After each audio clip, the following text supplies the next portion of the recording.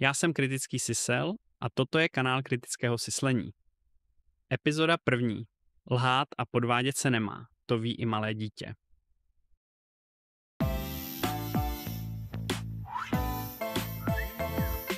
Kdo tě tahá za fusekli, ten se zlou potáže. Ubráníš se hrabě tomu, kdo tě klame, kecá lže.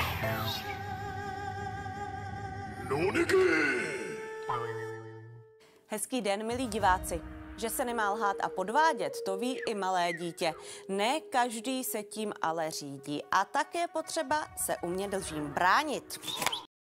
Za fake news tedy vždy stojí něčí osobní zájem. Ošklivý zájem. Nutno ovšem říct, že někteří lidé fake news šíří, protože jim skutečně věří a mají pocit, že jejich sdílením s dalšími lidmi bojují za lepší svět. A falešné zprávy jsou také často mnohem šťavnatější a zábavnější než zprávy takzvaně obyčejné. Promiňte, paní kolegyně. Máte bohužel pravdu. Ale je to nefér hra. Často je to tím, že fake news používají šokující titulek, spoustu vykřičníků nebo velká písmena. Tyhle podpásovky seriózní neboli důvěryhodná média nedělají. Na rozdíl od sociálních sítí. Tam se může kdejaká divočina.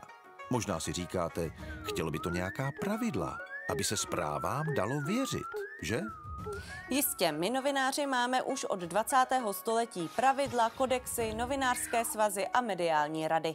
Ti všichni hlídají, aby se v médiích nelhalo. A ta pravidla platí dodnes, že? Naštěstí ano. A mezi ta hlavní patří vydávat přesné a pravdivé informace, ověřovat si informace alespoň ze 2 na sobě nezávislých zdrojů a oddělovat od sebe fakta a názory. Ale tam, kde tahle pravidla neplatí, se falešné zprávy můžou šířit jak lavina. Fake news šíří také speciální stránky, kterým se občas říká alternativní média. Ta se sice tváří jako seriózní média, ale přinášejí takzvanou alternativní pravdu. Termín alternativní, tedy jiná, náhradní, lepší pravda je už sám o sobě absurdní. Pravda přece existuje jen jedna. Názor může mít každý svůj, to ano, ale ne svoji pravdu. To si lidé dnes hodně pletou. Takže nevěřte hned všemu, na co na internetu narazíte, zvlášť když to vypadá příliš senzačně. O důležitých věcech píšou vždy i seriózní média a v nich si můžete většinu zpráv ověřit. Následující úryvky jsou z pořadu interview ČT24 vydaného 17. září pod názvem Vše nemá nic společného s nějakými výroky, říká Duka ke Kirkovi. Dále ho budu nazývat interview. Zmíněné interview doporučuji shlédnout předtím, než budete pokračovat v této epizodě kritického syslení. Kontext a základní informace 10. září roku 2025 byl spáchán atentát na amerického náboženského a politického aktivistu jménem Charles James Kirk. Kirk byl zastřelen v průběhu vlastní veřejné akce na kampusu univerzity v Utahu, které se účastnili zhruba 3000 podporovatelů, včetně jeho manželky a dětí. 17. září, tedy o týden později, zveřejnila ČT24 interview s kardinálem Dukou. Cílem tohoto interview zjevně nebylo informovat veřejnost, protože sám Duka hned na začátku prohlásí a později zopakuje, že o Kirkovi nic neví a situaci v USA nesleduje. Kdybych chtěl spekulovat, tak bych mohl naznačit, že cílem spíše bylo v přímém přenosu lynčovat tohoto bezbraného důchodce, který si v dnešní progresivní době dovoluje věřit v Boha a sloužit mši za zemřelého křesťana. Spekulacemi se ale v dnešním videu zabývat nebudu, místo toho se zaměřím na objektivní kritiku a ověření tvrzení, které zazní v tomto interview. Přestože do jeho smrti není na webu České televize o Kirkovi ani zmínka, byl jedním z nejvíce sledovaných současných politických aktivistů na světě. Redaktorka se v průběhu interview snaží vyvolat v divákovi dojem, že existuje alternativní svět, kde Kirk je zlý a nenávistný rasista, kterého je potřeba za jeho rasistické výroky odsoudit a nikoliv za něj sloužit zádušní mši. Na 2 konkrétních případech si ukážeme, jak vypadá alternativní pravda, prezentovaná redaktorkou České televize. Tvrzení první. Bůh nenávidí demokraty. A nemá cenu, abychom my tady diskutovali o jeho výrocích, protože ty výroky nic nemění na jeho Pane smrti. kardinále, vy jste sám řekl, že jste ho předtím neznal. Předpokládám, že i na základě jeho výroku jste dnes hovořil v Týnském chrámu o jeho vlastnostech. Na základě výroků, které byly publikovány. Ano, a třeba například na mítinku s Donaldem Trumpem loni v říjnu snímali to kamery mnoha televizí, je to dohledatelné. Ku příkladu ve státě Georgia demokraty popsal jako ty, které Bůh nenávidí, že představují všechno, co Bůh nenávidí. Není tohle polarizace, proti které vy sám přece bojujete i na vašich... Ale paní redaktorko, na...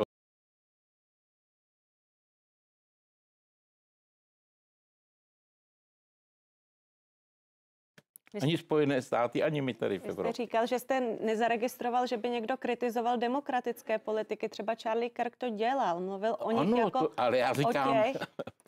o těch, kteří jsou tím, co Bůh nenávidí.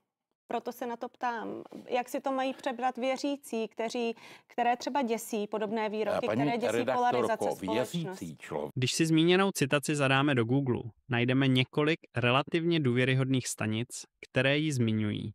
Například zde článek stanice PBS, kde doslova cituje: He said Democrats stand for everything God hates. Tedy, že demokraté zastávají vše, co Bůh nenávidí. Nikoliv, že Bůh nenávidí demokraty. Když se nakonec dostaneme k samotnému původnímu proslovu, uslyšíme skutečnou citaci. Zde okolo 13. minuty. Demokratická strana podporuje všechno, co Bůh nenávidí. Tedy jak fakticky, tak významově jde o zcela jinou citaci. Ještě jednou tvrzení redaktorky. Georgia demokraty popsal jako ty, které Bůh nenávidí, že představují všechno, co Bůh nenávidí. Třeba Charlie Kirk to dělal, mluvil o nich Ano, jako ale já říkám... o těch, kteří jsou tím, co Bůh nenávidí. A tvrzení Kirka.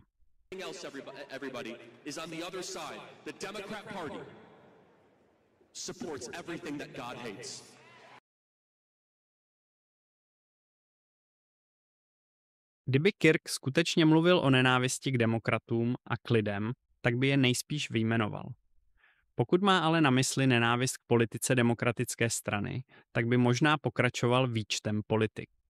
Stačí si jen pustit víc než jen 2 vteřiny vytržené z kontextu. Supports everything that God hates. The Democrat Party is espousing the death of the unborn, the mutilation of our teenage kids, open borders, the destruction of our sovereignty, the elimination of our currency status. To vypadá jako seznam politik, které podle něho jeho Bůh nenávidí. Ani slovo o nenávisti k demokratům nebo jakýmkoliv lidem. To by totiž bylo v přímém rozporu s náboženskou zásadou don't hate the sinner, hate the sin. Tedy nechovejte nenávist k hříšníkovi, ale pouze ke hříchu samotnému. Vzhledem k tomu, že si paní redaktorka dle vlastních slov dala velký pozor, aby správnost ověřila, jistě nebude problém, aby onu ověřenou citaci doložila. Já ji ve zmíněném proslovu nenašel. A já se přesto zeptám, jestli s těmi výroky Charlieho Kirka souzníte. Já nemůžu s nimi souznít nebo nesouznit, protože já si nemám jistotu, že tyto výroky jsou pravdivé. Vy máte jisté zdroje. Já jsem procházel určité zdroje, které je vyvracely. A tak v tomto Já způsobu... mám pouze ověřené zdroje. Teď dala jsem si velký pozor, protože máte pravdu, je řada dezinformací v tom veřejném prostoru a řada manipulací. Tak jsem si dala veliký pozor na to, aby ty výroky, které tady budu citovat, byly pravdivé. Ten člověk měl svůj... Dle svých slov redaktorka pečlivě ověřovala. Musela tedy tu řeč vidět celou, aby z ní dokázala záměrně vytrhnout tyto 2 vteřiny, které se nachází na samém konci. Proč si vybrala zrovna tuto část z tohoto 15-minutového proslovu? Co například tato část, která té citaci předchází a zdá se být relevantní k jejímu tvrzení? Dnes jste viděli něco významného. Viděli jste dva lidi, kteří kandidovali na prezidenta za demokratickou stranu, poté podpořili Donalda Trumpa a dnes jsou tady, zatímco je naše hnutí vřele přivítalo. Nebo tato část o minutu později.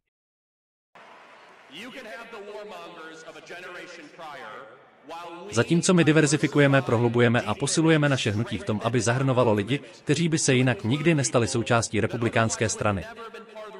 Kdo je tady bývalý člen demokratické strany? Zvedněte ruku. Podívejte se na to. A mimochodem, vy všichni jste vítáni v našem hnutí, protože demokratická strana vás opustila už dávno. Všichni demokraté jsou v našem hnutí vítání. To nezní moc jako slepá nenávist, nebo ano? Po vydání rozhovoru vyšel tento článek na stránkách České televize, který má dokonce v názvu "Na rozdíl od něj nenávidím své oponenty", řekl Trump na rozloučení s Kirkem.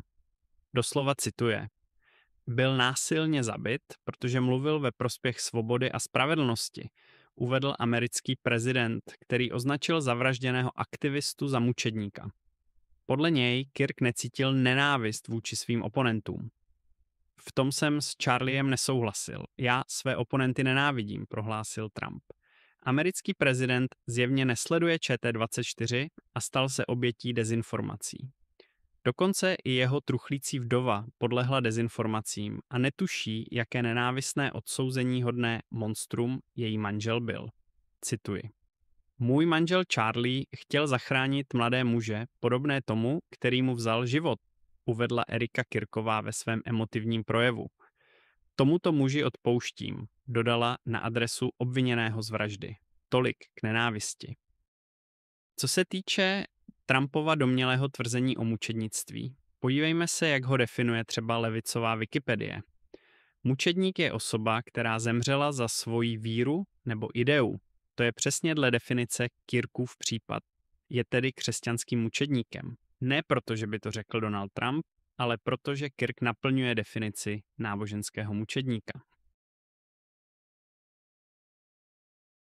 Skoro se to až stydím přiznat, ale přestávám věřit tomu, že redaktorka tvrzení ověřovala. Naopak ve mně rostou pochyby, protože nevidím žádný racionální způsob, jak mohla redaktorka ke svým závěrům a tvrzením dospět. Závěrečný verdikt tedy zní, doslovná citace redaktorky: ČT24 je nesprávná, a to jak fakticky, tak svým významem. Dokonce je v přímém rozporu s veřejně dostupnými informacemi. Ještě jednou si ji prohlédněte. Předtím, než se podíváme na druhé tvrzení, připomeňme si ještě v krátkosti zásady klamobrany a zamysleme se, jak důsledně byly uplatněny. Ano, a mezi ta hlavní patří vydávat přesné a pravdivé informace, ověřovat si informace alespoň ze 2 na sobě nezávislých zdrojů a oddělovat od sebe fakta a názory. Ale tam, kde tahle pravidla neplatí, se falešné zprávy můžou šířit jak lavina. Tvrzení druhé. Kirk byl rasista.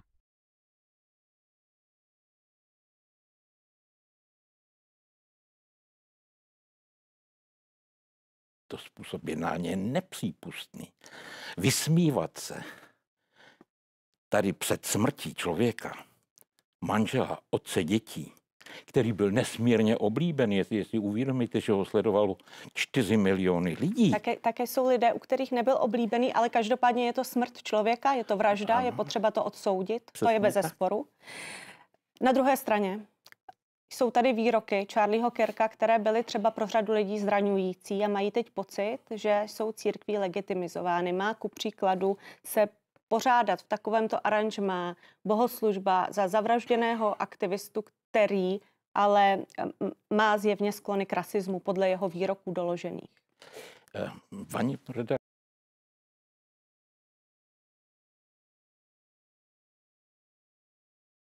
Má zjevně sklony k rasismu, podle jeho výroků doložených. Bohužel redaktorka žádný takový výrok v interview ani nikde jinde nedokládá. Chytrá taktika, protože teď nemáme jak její tvrzení ověřit. Naštěstí, tak jako v předchozím příkladu, ale můžeme místo slepé důvěry v alternativní pravdu paní redaktorky jít přímo ke zdroji. Nyní se podíváme na veřejně dostupné materiály, kde Kirk sám anebo lidé, kteří ho skutečně znali, mluví o jeho doloženém rasismu. První klip je z kanálu The Officer Tatum a můžete ho sami najít na YouTube. I want to play this clip of Charlie Kirk being a racist for 2 minutes. So for the dum-dums in the room, y'all save this part because I want to show a clip of Charlie Kirk being a racist for 2 minutes straight, maybe a little longer. Well, this is your boy Charlie being a racist. The racist that they claim that's out here, all your dumb black friends. It's not everybody black, but you know, the most of your friends that's black is dumb, and they mad at Charlie over something that they ain't even watch his content.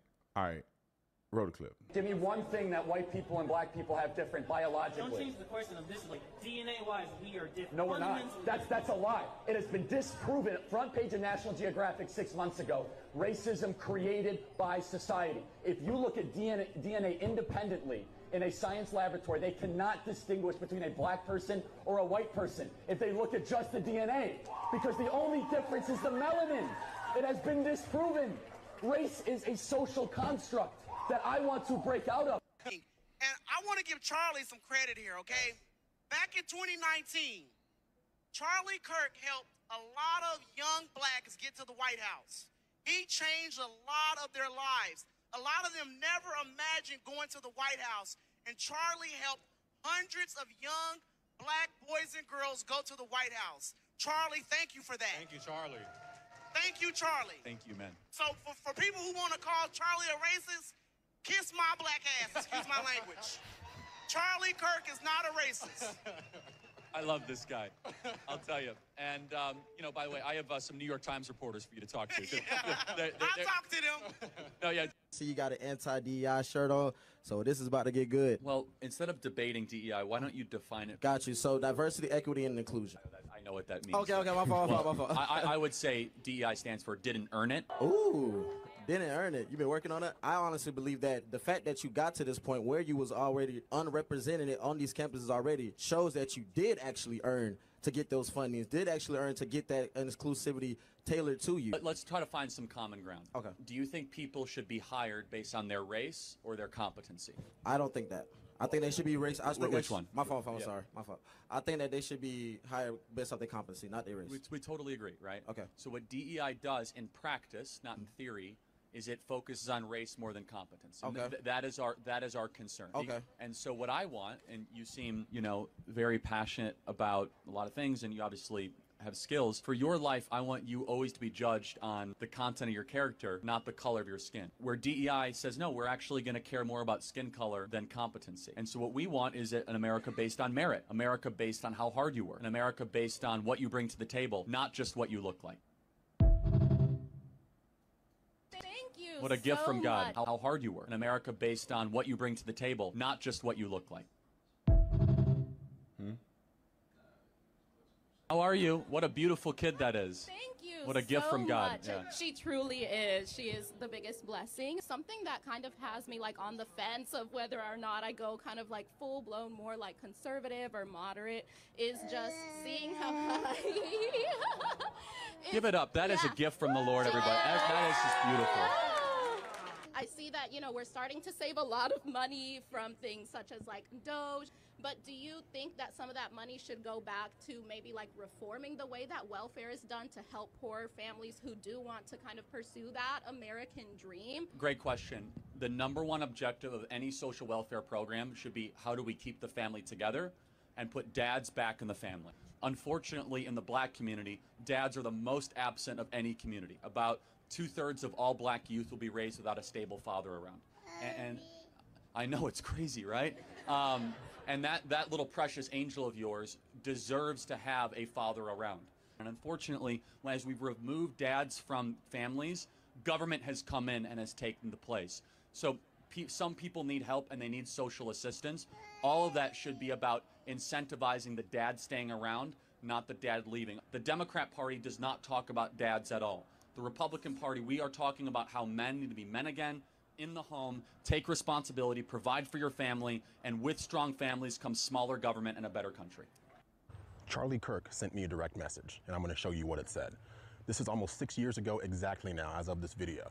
I had not spoken to him in person or on social media. He started the conversation. You know what he said?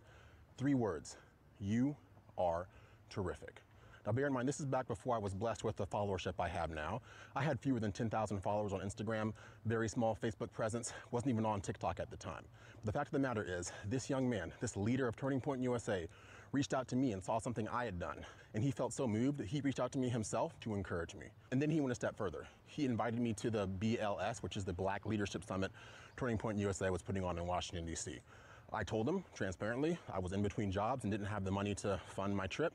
He told me that they had scholarships available and to email him directly, and he'd be able to take care of it. I did, and that's the story of how I got to be a part of the Young Black Leadership Summit, which was instrumental in springboarding me to where I am today. Now, I share that story because he didn't have to do that. And if he was a racist person, why would he do that? I'm so tired of people being besmirched by the tired liberal lie that anyone they don't like has to be some sort of racist. And I'm not immune to this. They call me racist myself. Of course, it's ridiculous on its face, but this is the nonsensical nature of your average leftist.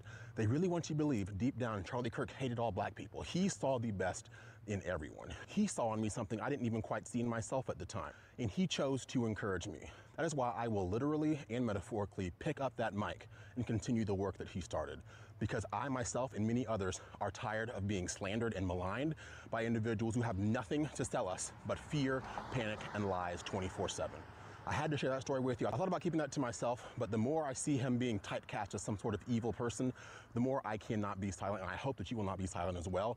It is time for action like never before. It is time for voices to rise like never before, and I hope you will join me in that effort. So that is the real Charlie Kirk, the one they don't want you to know, but the one I will continue to remember and honor with my actions into the future. So those are my thoughts. Hopefully you share, and hopefully you get busy as well, because we all have microphones to pick up. Well, look at that racism going out. Boy, Charlie, racist like a mud, ain't he? Y'all V druhém klipu uvidíme Kirkovu akci velmi podobnou jako tu, při které byl zavražděn. K mikrofonu postupně přicházejí lidé z veřejnosti klást otázky nebo diskutovat s Kirkem. Zde zhruba v 1. hodině a 30. minutě přichází na pódium Boomer Troll. Troll na místo otázky přijde s tvrzením, že Kirk není dostatečně chlap a jediný způsob, jak to může dokázat, je přijmout jeho výzvu k pěstnímu duelu. Kirk namísto toho, aby ho nechal vyvést, se snaží s Trollem diskutovat a zeptá se ho, proč ho tak nenávidí. Troll začne vyjmenovávat seznam důvodů, ale hned ten první je tak retardovaný, že publikum začne bučet. To, co se stane poté, vás nejspíš překvapí. Explain the difference to you right now. Okay, tell the world why I am not a godly man.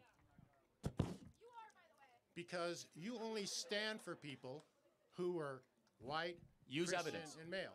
You've got... Where's my brother up here? Where's my man? Look at him. You got to come up here. Come up here. Come up here. Come up here. Get over the gate. Come over the gate. Look at this guy here. Look at this. Yeah. Right up to the mic. You stand for me, we good. Wait, I only stand up for white. What, is that a white man? Can you look at him, please? Look at him. I already... Is that a white gave him man? a fist bump. Is that a white man? You said I only stand up for white men. He's got dreads. Are you... They look nice, too. They do look nice. But you just libeled me in front of 2,000 people saying I only stand up for white men, and I got a brother in Christ right here. How dare you say something like that? I'm ready to... If you quit messing around, I'll prove it to you right now. Messing around. Troll se ještě snaží chvíli otravovat, ale to přeskočíme. Původní video je zdarma dostupné na YouTube. Poté, co Troll odejde, Kirk ještě chvíli mluví s Jadenem. To, co se stane poté, už vás nejspíš nepřekvapí.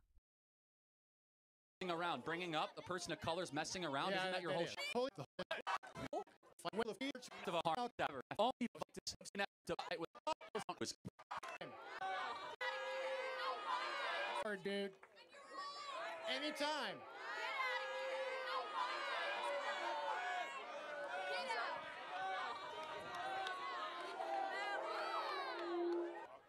My man right here, what's your name? My name is Jaden Melson. I love this guy. Just tell us a little about yourself. Just wanted to honor you've been great in the crowd. Yeah, so. man, I've been good. I'm from California originally, but lived in Idaho for about 10 years now, man. I love it out here. It's awesome out here. I'm a man of faith myself, so everything you've been preaching has been awesome. I really respect you a lot for that. Thank you so much. Praise the Lord. And I just, before you leave today, if we could all pray together before. I would love that. If we could please pray for us.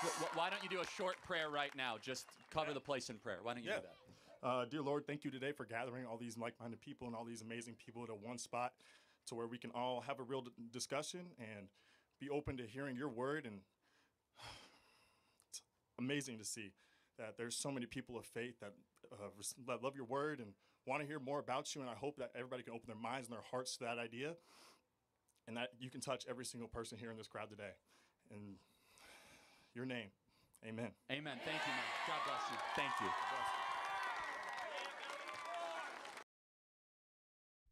Takový nenávistný rasista. Určitě také homofob.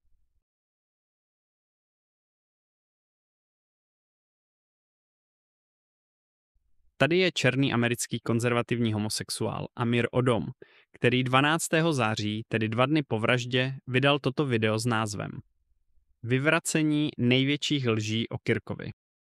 The purpose of this video is to serve as a tool to combat all the lies and misinformation that is commonly being spread right now about Charlie Kirk. Ve 24. minutě a 21. vteřině začíná část o rasismu, ale doporučuji shlédnout video celé.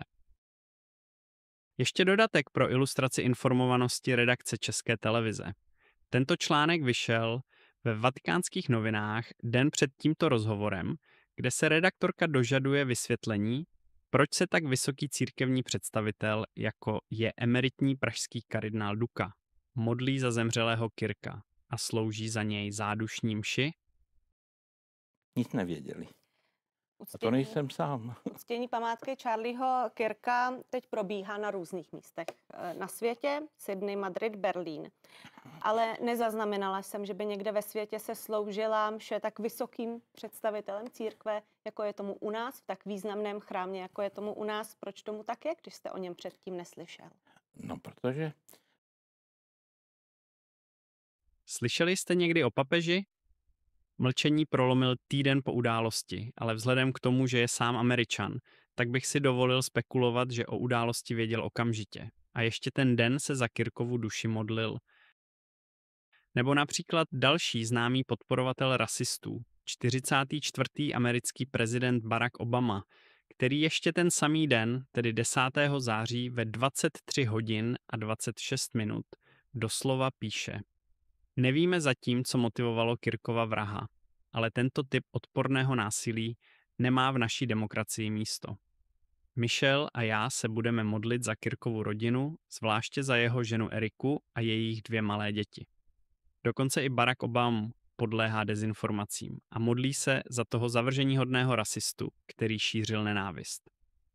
Podobných videí a důkazů, které jsou v přímém rozporu s množstvím údajně doložených výroků, paní redaktorky, nalezneme na internetu mnoho. Každého diváka vyzývám, aby se sám podíval na konkrétní tvrzení a konkrétní důkazy a došel k vlastnímu závěru. Protože pravda skutečně je jen jedna. Termín alternativní, tedy jiná, náhradní, lepší pravda je už sám o sobě absurdní.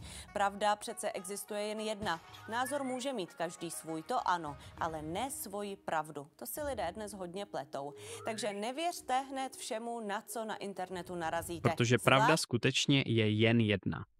Ale není to pravda České televize, je to vaše vlastní pravda.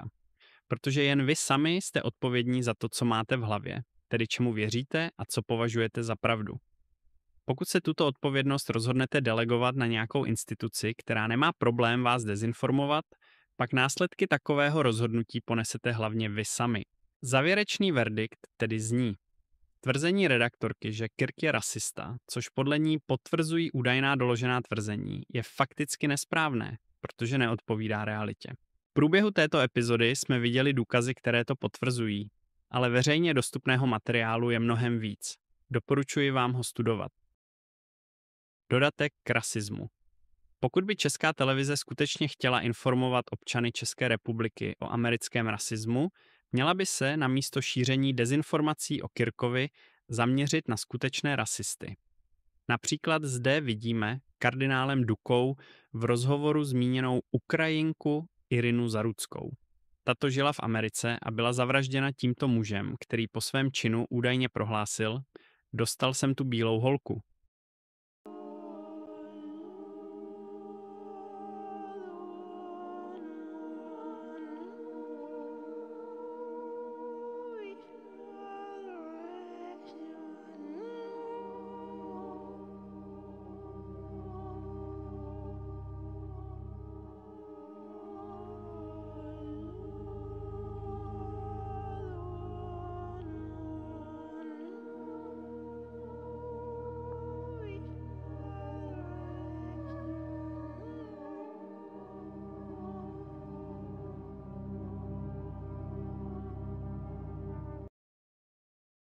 Násilná část je zde záměrně vystřižena, ale to, na co se díváte na konci, je dívka, která brzo vykrvácí a zemře. Zvláštní pozornost věnujte chování ostatních spolucestujících. Některé to nezajímá, jiní se prostě jen zvednou a odejdou. Tak to vypadá skutečný rasismus. Ještě jednou pro ty pomalejší. Toto je Charlie Kirk, pacifista, křesťana, antirasista. Toto je vrah a rasista De Carlos Brown Jr. Je to teď úplně jasné i pomalejším dětem z Kavčích hor? Nebo třeba jiný, tentokrát nenásilný rasismus? Slyšeli jste už někdo o Harvardu? Taková malá nevýznamná instituce ve státě Massachusetts. Věděli jste, že tato instituce praktikuje rasismus při přijímačkách studentů? Pokud se díváte pravidelně na Českou televizi, tak nejspíš ne. Opět jednoduché vyhledání na Google a zde vidíme, že už zhruba 10 let tato škola přidává nebo ubírá svým uchazečům body čistě na základě jejich rasy, tedy doslova rasismus. Poslední z mnoha soudních sporů, které diskriminovaní studenti s touto rasistickou institucí vedou, dopadl v roce 2023, tak, že Nejvyšší soud uznal jejich praktiky za rasistické a protiústavní. To by možná stálo za rozhovor víc než Kirk, o kterém v Česku nikdo neslyšel.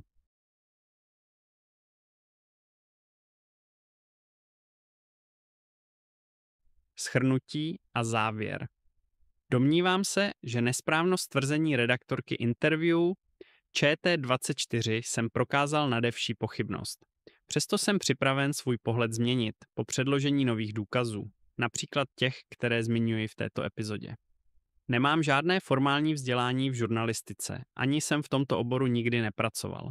Přesto si představuji výsledek práce elitního redaktora České televize s 10 lety zkušeností jinak, než co jsem tady musel shlédnout.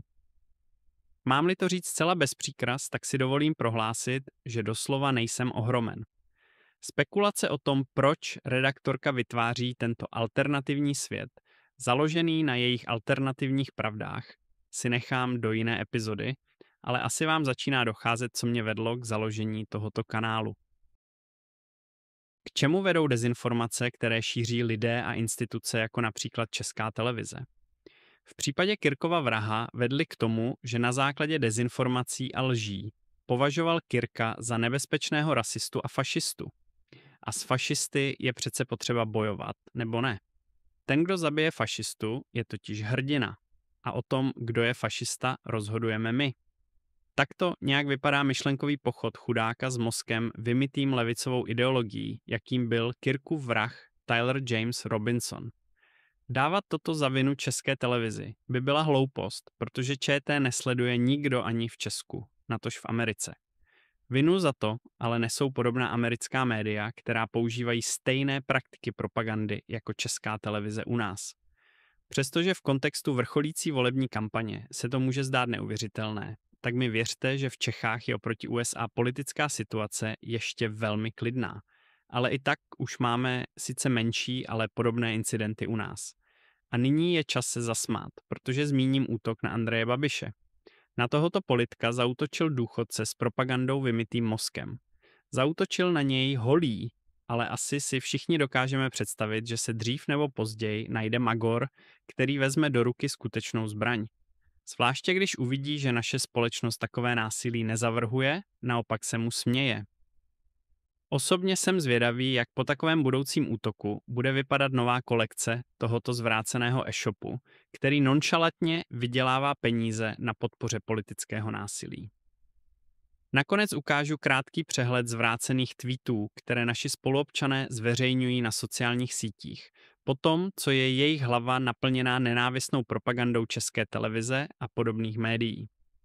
Tady vidíme článek o Oldřišce Blujové, která se rozhodla zničit pietní místo vytvořené pro Kirka a Zarudskou na Václavském náměstí.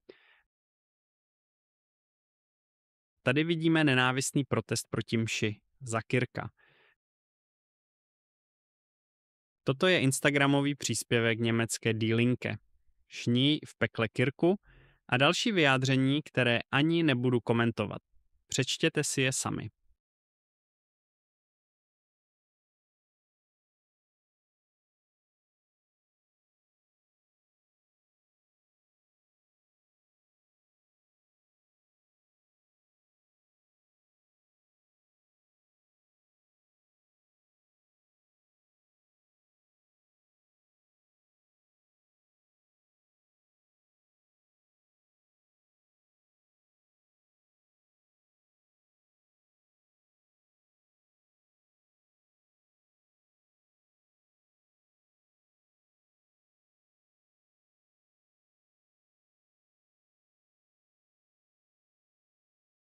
Tady vidíme twitterový post o takzvaném konceptuálním umění, což nás přivádí k poslední citaci paní redaktorky, kterou dnes uslyšíte.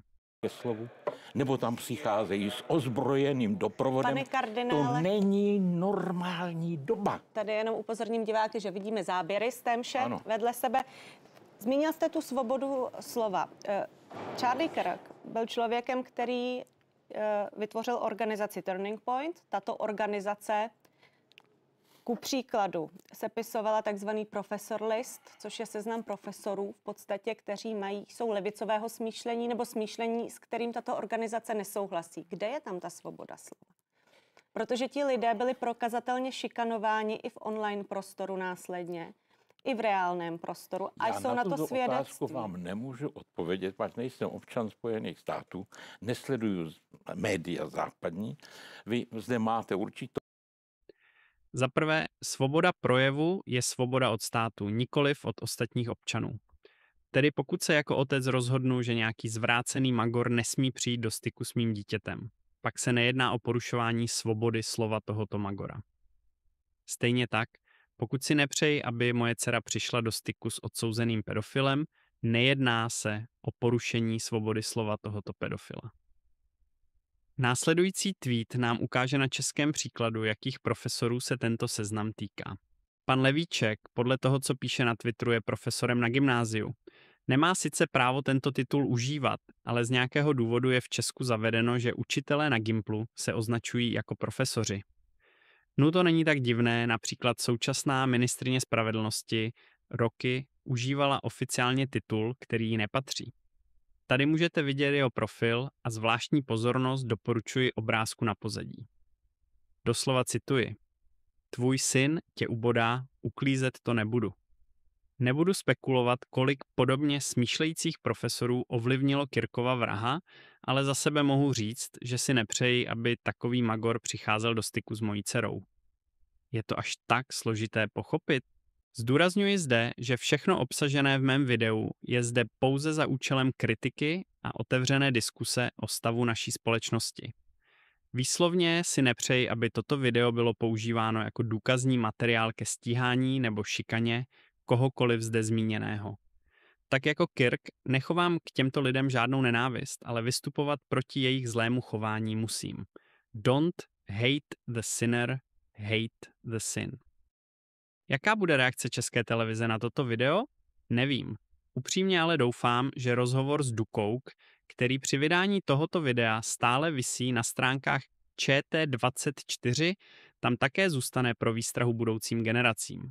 A nebude potichu smazán, tak jako například tento tweet Českého rozhlasu.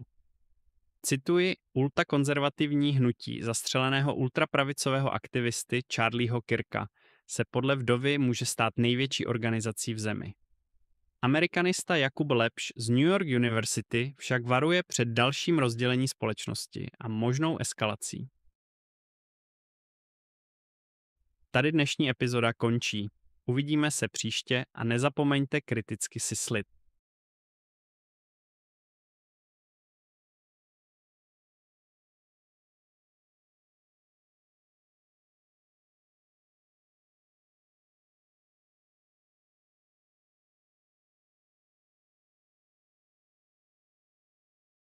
Pro ty otrlé, kteří to vydrželi, až sem mám malou odměnu. Napadlo mě dát krátké vzdělávací okénko na konec každé epizody. Dnes si povíme o první zásadě kritického syslení. Context matters.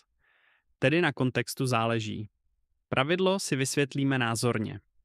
Pro tento účel jsem vymyslel krátkou hru, pracovně ji nazývám Kdo já rasista. Hra spočívá v tom, že vám přečtu citaci, záměrně vytrženou z kontextu, tak abych ve vás manipulativně vyvolal emoci, kterou chci. Tuto citaci si přečteme a následně budeme hádat, kdo ji nejspíš řekl. Když už mluvíme o těch negrech, to je zajímavá věc. Kamaráda přepadli. Černošský kluci. No, tak prosím, barva kůže. Který známý český rasista vás napadl jako první? Emanuel Moravec, Konrad Henlein nebo třeba Vandas? Pustíme si ukázku.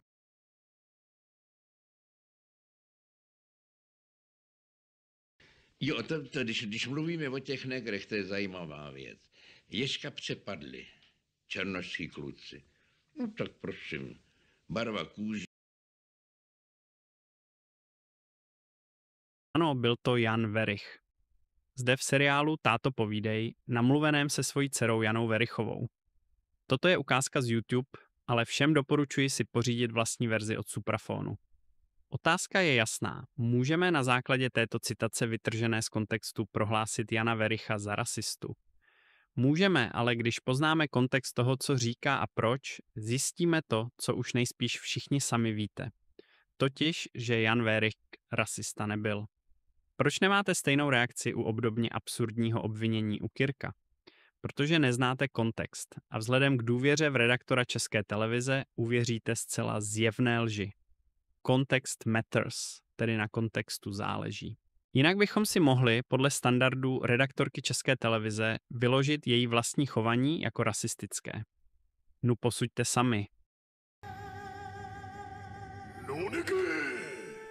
Zde vidíme zesměšňování Asiatů a jejich přízvuku. Vždyť víte, Okamura. Cvičovat kritické myšlení. Opravdu ani trochu? Žádné švih? A tady zase vidíme krásný příklad takzvané kulturní apropriace, tedy velmi závažný rasismus. Na tomto kanálu naštěstí používáme kritické syslení, nikoliv mentální retardaci. Proto nepoužijeme standardy redaktorky České televize a neoznačíme ji za rasistku. Prostě proto, že k tomu nemáme dostatek informací. A toto je opravdu skutečný konec, už nečekejte nic dalšího. Já myslím občas. Já myslím rád. Já si totiž myslím, že myšlení má budoucnost. No doufejme.